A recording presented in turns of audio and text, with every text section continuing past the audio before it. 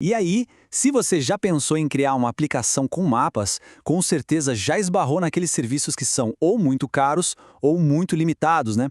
Mas e se existisse um jeito de construir sistemas geoespaciais superpoderosos com controle total dos seus dados e o melhor, sem pagar nada de licença? Hoje a gente vai desvendar a stack open source que faz exatamente isso. Bora lá? Sabe quando a gente abre um mapa no celular? Parece mágica, não é? Mas por trás daquela interface bonita, existe um fluxo de dados bem complexo. Só que não é uma caixa preta, um mistério. Na verdade, é uma combinação de ferramentas que trabalham juntas e hoje a gente vai conhecer cada uma delas, peça por peça, seguindo o que a gente chama de o caminho do dado. Bom, tudo começa aqui, na camada mais importante de todas, o banco de dados. É aqui que toda a informação geográfica, cada ponto, cada rua, cada bairro, mora. É o coração de tudo. E o rei dessa fundação é o PostGIS. O mais importante entender é que ele não é um programa separado. Pensar nele como um superpoder que a gente adiciona a um dos bancos de dados gratuitos mais parrudos do mundo, o PostgreSQL. De repente, esse banco de dados vira um especialista em geografia. O PostGIS é basicamente o cérebro da nossa operação. Ele não só armazena os dados, ele entende esses dados.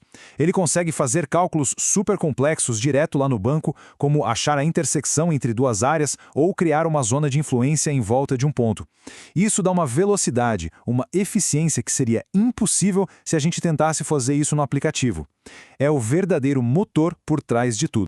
E esse exemplo ilustra isso perfeitamente. Em vez de puxar milhares de registros para o nosso app e depois fazer a conta, a gente já faz a pergunta certa direto para o banco de dados. É a diferença, né, entre perguntar para o bibliotecário onde está um livro específico ou pedir para ele te entregar a biblioteca inteira para você procurar sozinho.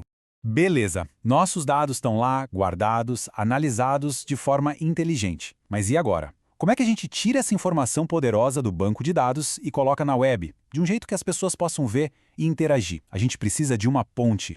E essa ponte se chama GeoServer. Ele é o cara que fica no meio do caminho pegando os dados brutos e complexos lá do PostGIS e traduzindo para a língua que a web entende, seja como imagens de mapa ou como vetores padronizados. Ele é o grande tradutor e otimizador do nosso sistema. Tá, mas por que a gente precisa dele? Imagina ter que mostrar milhões de pontos no mapa. Seria impossível mandar tudo isso de uma vez para o navegador de alguém. Ia travar tudo.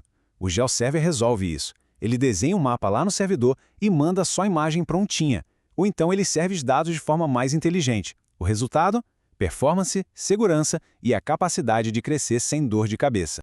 E finalmente, a gente chega na camada que todo mundo vê. O mapa interativo ali na tela. E aqui, meus amigos, a gente tem um duelo fascinante entre duas bibliotecas JavaScript, cada uma com uma filosofia totalmente diferente. De um lado do ringue, a gente tem o Leaflet. A filosofia dele é simplicidade, velocidade e facilidade de uso. Fazer o básico com perfeição.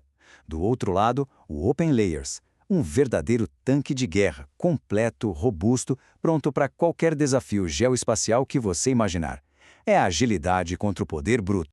Analisando a tabela, a escolha fica mais clara. O Leaflet é a solução perfeita para, sei lá, uns 80% dos projetos. Mapas de lojas, portais imobiliários, dashboards. Ele é leve, rápido, ótimo para celular. Agora, se o seu projeto é mais complexo, tipo um sistema de GIS para engenharia, análise científica, que precisa de edição de geometria direto no navegador, aí o OpenLayers é o cara. Certo, agora que a gente já conhece todas as peças, vamos juntar tudo para ver a arquitetura completa. Vamos entender por que essa combinação é tão poderosa, refazendo o famoso caminho do dado. E olha aí o fluxo completo, o caminho do dado. Primeiro, o PostGIS guarda e analisa a informação. Depois, o GeoServer serve de ponte, publicando esses dados de forma segura e padronizada para a web.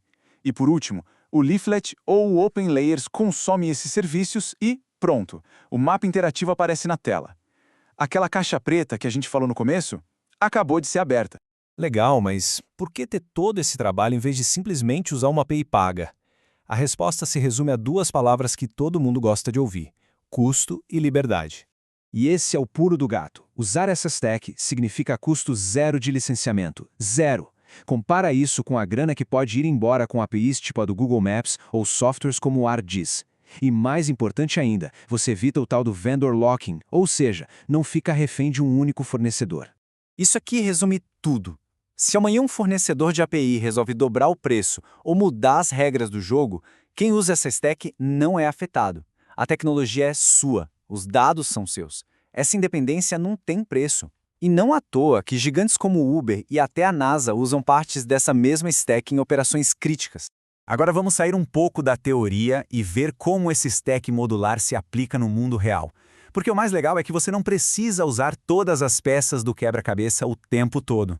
Aqui, a gente vê a beleza da modularidade. Pensa num app de delivery. O que mais importa é velocidade, certo? A gente pode ligar o leaflet direto no PostGIS com uma API levinha, sem precisar do GeoServer. Fica super rápido. Agora, no sistema de cadastro do governo, a gente precisa de segurança, de padrões. Aí sim, a gente usa a stack completa. PostGIS, GeoServer e OpenLayers. Você monta o quebra-cabeça de acordo com a necessidade do projeto. Então é isso. A gente desmistificou a stack, seguiu o caminho do dado e revelou o poder da tecnologia open source. A pergunta agora não é mais como funciona, mas sim o que vamos construir com tudo isso. Com essa liberdade e esse poder em mãos, as possibilidades são infinitas.